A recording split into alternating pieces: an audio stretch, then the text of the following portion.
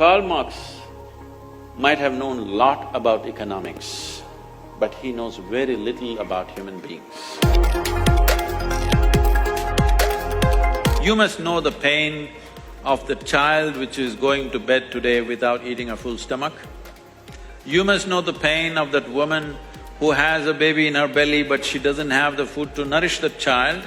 You must think of that farmer who doesn't have enough nourishment to go to his field and do his work today. You must know the pain of this. If you know this, then all this rubbish you will drop and see how a nation can move forward.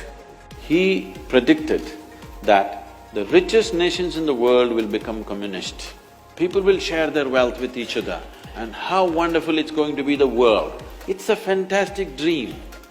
It's a beautiful dream. It's one of the best dreams the world has dreamed, that everybody will be equal, everybody will have everything, nobody has to… it's by our need, not by our greed. You may produce $1 billion, I may produce nothing, but you are willing to share with me. When the poorest of the poor on the planet started talking about communism, communism became ugly. It's such a great idea. If the rich and the wealthy and the capable had taken it, world would have become an ashram. Yes, it would have been a perfect spiritual setting, really, if the rich had taken it. Now the poor took up the idea. What they could not earn, they want to take it by beating. Banditry became a philosophy. What should have been a fantastic process of sharing and giving and an embrace of humanity turned into an ugly idea. Most horrific things were done. During Joseph Stalin's time, they say over 27 million Russians died.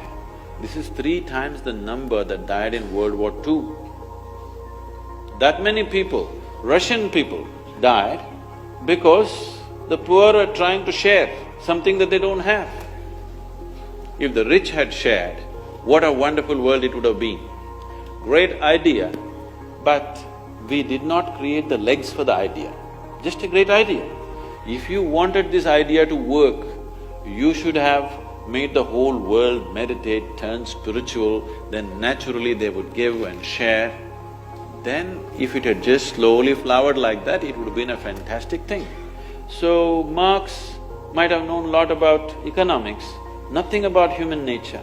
Even today, it is only the poorest of the poor societies who are communist, isn't it?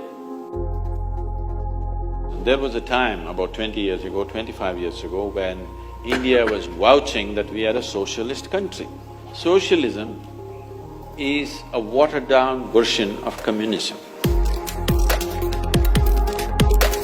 When you don't have the courage to be a communist, you become a socialist. Which has always been one of the serious problems with our nation, that we don't have the courage to say who we are, what do we intend. So, communism as an idea is a fantastic idea. There's a very beautiful story, incident which happened when Mark Twain visited. He was so excited. Wow, rich are going to share their wealth with the poor and everybody's going to be equal opportunity for everyone. This is fantastic. Everybody wanted… Lots of thinkers and authors from America traveled to Russia because they were so excited. This is it, the world is going to change. So Mark Twain was walking in a country road. A country Russian gentleman was walking in front of him with 2 hens under his arms. He ran up to him, caught up, and he said, "Comrade, are you really a communist?" He said, "Yes, I am a party member." He said, "Is it true that if you have 2 bungalows, you will give away 1 to your comrade?" "Of course. If I have 2 bungalows, I will give away 1 to my comrade. I am a party member, I am an office bearer.